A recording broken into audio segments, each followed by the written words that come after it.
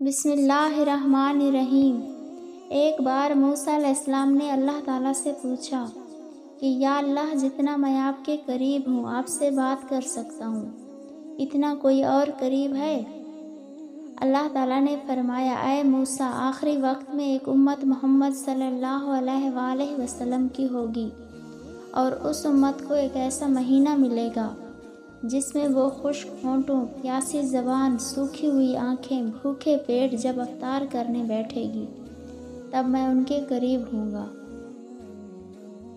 موسیٰ، تمہارے اور میرے درمیان 70 پردوں کا فاصلہ ہے، لیکن افطار کے وقت اس امت اور میرے درمیان ایک پردے کا فاصلہ بھی نہیں ہوگا، اور وہ جو دعا مانگیں گے اسے قبول کرنا میری ذمہ داری ہوگی۔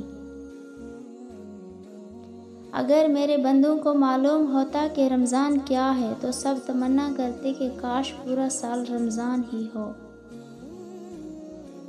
جو شخص رات کو کسی وقت بیدار ہو کر یہ کلمات کہے تو اسے بخش دیا جاتا ہے۔